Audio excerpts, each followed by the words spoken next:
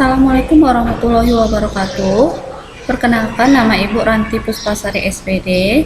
Ibu membawakan mata pelajaran kewirausahaan. Di pertemuan ini, Ibu membawakan materi standarisasi dalam kaitannya dengan pengujian produk otomotif sepeda motor. Jadi, sebelum kita memasuki materi, sebaiknya kita berdoa terlebih dahulu. Berdoa menurut agama dan kepercayaan kita masing-masing. Berdoa dimulai. Berdoa selesai. Sebelum kita memasuki materi, sebaiknya kita harus mengetahui namanya kompetensi dasar.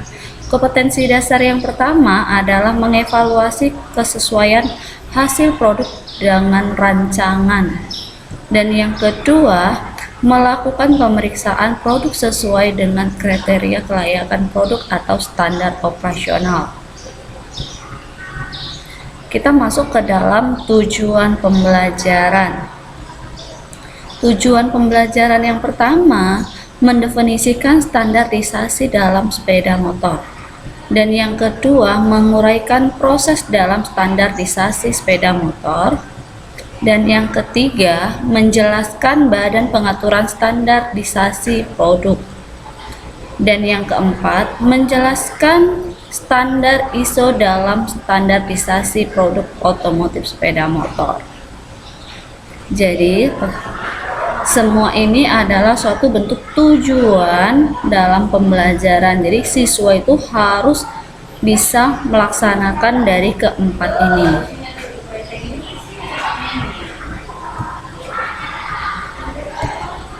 Oke, kita masuk ke materi selanjutnya, yaitu pengertian standarisasi.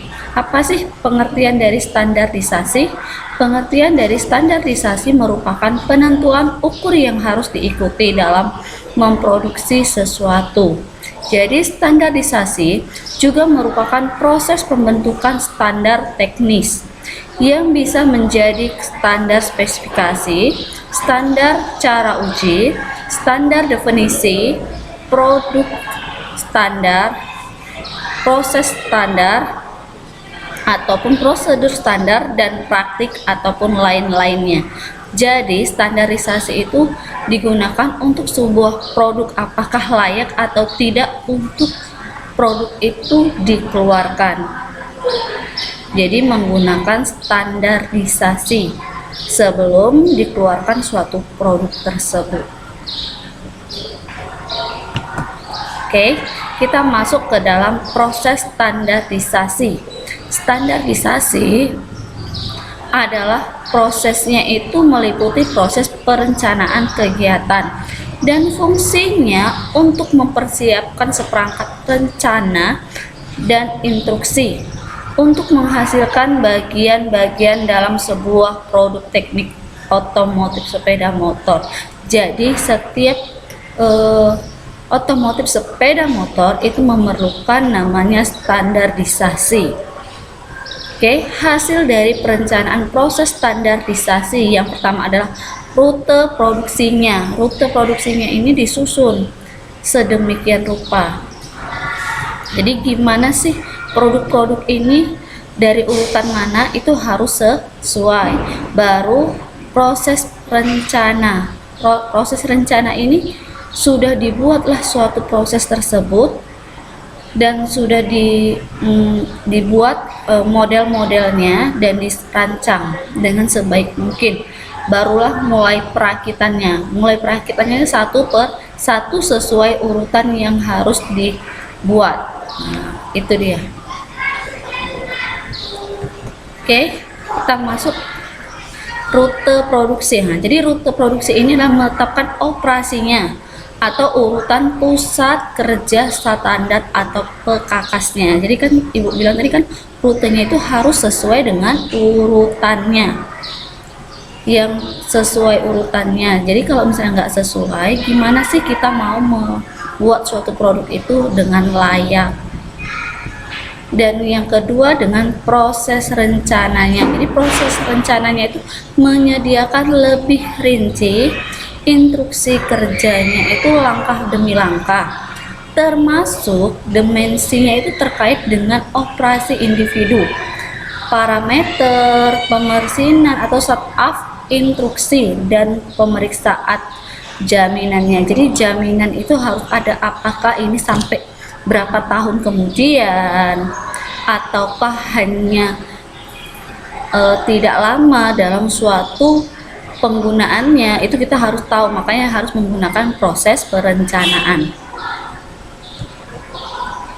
Oke, kita masuk ke dalam perakitan. Perakitan ini sebagai kelanjutan dari pembuatan gambar dan dibuat produk tersebut. Jadi proses perencanaan itu sangat memakan waktu yang sangat lama dan hasilnya itu bervariasi. Jadi berdasarkan orang yang melakukan perencanaan itu harus melakukan namanya proses demi proses dan menghasilkan suatu perakitan. Oke, kita masuk ke badan pengaturan standarisasi dalam suatu produk. Jadi, badan ini kan memiliki apa-apa saja sih yang harus kita lakukan. Yuk kita lihat ya, Nak. Oke, jadi badan pengaturan standarisasi produk itu adalah suatu organisasi internasional untuk standarisasi, yaitu International Organizing for Standard Decision, atau yang disingkat adalah ISO. ISO ini merupakan organisasi non pemerintahan yang yang memiliki namanya sektor publik ataupun swasta. Nah, dalam arti sektor publik ini karena banyak lembaga atau anggota yang merupakan badan pemerintahan atau badan yang diberikan kuasaan oleh pemerintahan. Jadi ISO ini adalah badan yang tidak memiliki organisasi dalam suatu pemerintahan atau yang disebut non pemerintahan, di luar dari non pemerintahan ya. Oke, kita masuk standar ISO dalam standarisasi produk otomotif sepeda motor. Oke, ISO ini adalah organisasi tadi dalam suatu non pemerintahan ya kan, yang menetapkan standar yang sering menjadi hukum melalui persetujuan atau standar nasional, membuat lebih berpengaruh daripada kebanyakan organisasi non pemerintahan. Jadi ISO inilah memiliki namanya badan hukum dan disetujui oleh yang membuatnya. Kalau tidak, kita tidak akan bisa meluncurkan suatu produk yang akan dikeluarkan dan hasilnya itu tidak boleh melewati dari proses-proses yang harus kita lakukan. Jadi harus dilihat dari kelayakannya itu, makanya kita bisa melakukan standarisasi menggunakan standar ISO. Oke, penerapan ISO di suatu usaha produk otomotif sepeda motor. Oke, yang pertama adalah meningkatkan cipta usaha, dan kedua meningkatkan kinerja lingkungan usaha, dan yang ketiga meningkatkan efisiensi kegiatan, dan yang keempat memperbaiki manajemen organisasi dengan menetapkan perencanaan, pelaksanaan, pengukuran, dan tidak perbaikan. Dan yang kelima mengurangi risiko, keenam meningkatkan daya saing, dan yang ketujuh adalah meningkatkan komunikasi internal dan hubungan baik dengan berbagai pihak yang berkepentingan. Jadi kalau tidak ada penerapan ISO, bagaimana suatu produk yang akan kita keluarkan itu berjalan dengan lancar? Jadi harus adanya daya saing yang lengkap dan menerima risiko yang harus dihadapi. Oke, kita masuk ke dalam SNI, Standar Nasional Indonesia.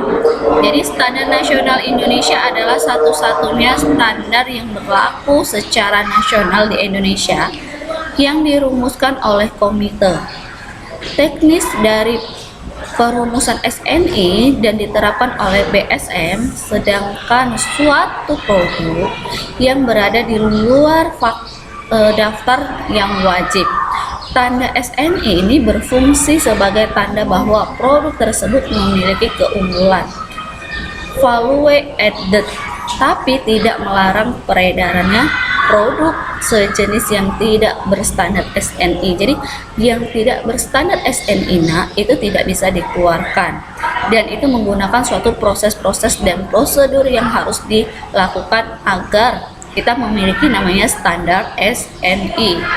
Tahu kan standar SNI ada standar nasional di Indonesia. Itu saja materi yang Ibu sampaikan, semoga bermanfaat untuk kamu. Jangan lupa tugas-tugas kamu kerjakan dengan sebaik mungkin dan jaga kesehatanmu agar kamu selalu sehat selalu. Sebelum Ibu akhiri, marilah kita berdoa terlebih dahulu. Berdoa menurut agama dan kepercayaan kita masing-masing. Berdoa dimulai. Berdoa selesai. Assalamualaikum warahmatullahi wabarakatuh.